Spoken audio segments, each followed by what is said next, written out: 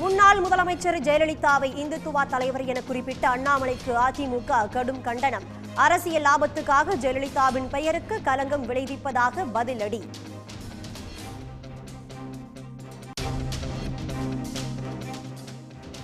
ஐம்பத்தி 8 தொகுதிகளில் 6ஆம் கட்ட மக்களவைத் தேர்தலுக்கான வாக்குப்பதிவு விறுவிறுப்பு. காலை 11 மணி நிலவரப்படி 25.76% வாக்குப்பதிவு.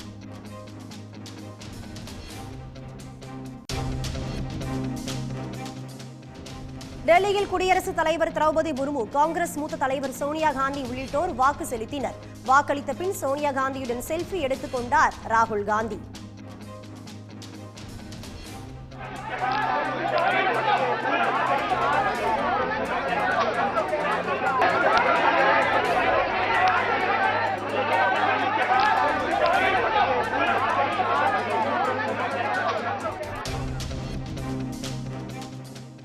மேற்கு வங்கத்தில் மின்னணு வாக்குப்பதிவு எந்திரத்தில் பாஜக என எழுதப்பட்ட சீட்டு கட்டப்பட்டிருந்ததால் பரபரப்பு.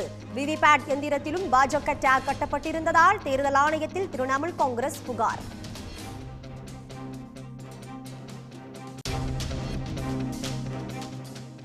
காஷ்மீரில் மக்கள் ஜனநாயக கட்சி முகவர்களை காரணமின்றி போலீசார் கைது செய்ததாக புகார்.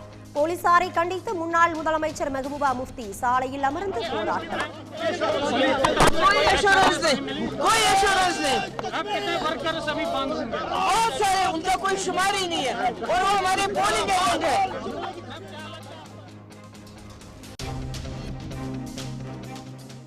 மத்திய கிழக்கு வங்கக்கடலில் நிலவும் காற்றழுத்த தாழ்வு மண்டலம் ஆழ்ந்த காற்றழுத்த தாழ்வு மண்டலமாக வலுப்பெறும். இன்று மாலை புயலாக வலுப்பெறும் என்றும் இந்திய வானிலை ஆய்வு மையம் தகவல்.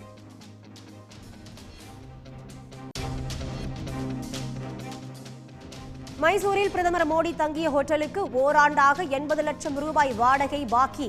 அடுத்தடுத்து நினைவூட்டல் கடிதம் அனுப்பியும் வாடகை பாக்கியை செலுத்தவில்லை என ஹோட்டல் நிர்வாகம் புகார்.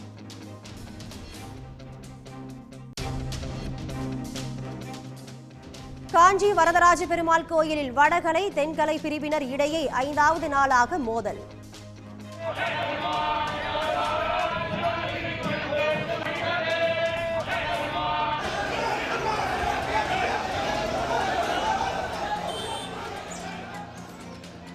வைகாசி பிரம்மோற்சவ விழா நாட்களில் நீடிக்கும் மோதலால் பக்தர்கள் அதிருப்தி.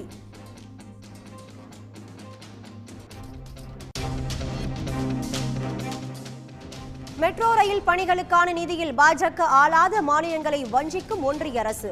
10 ஆண்டுகளில் தமிழ்நாட்டிற்கு சொற்ப தொகை மட்டுமே விடுவிக்கப்பட்டது ஆர்டிஐ மூலம் அம்பலம்.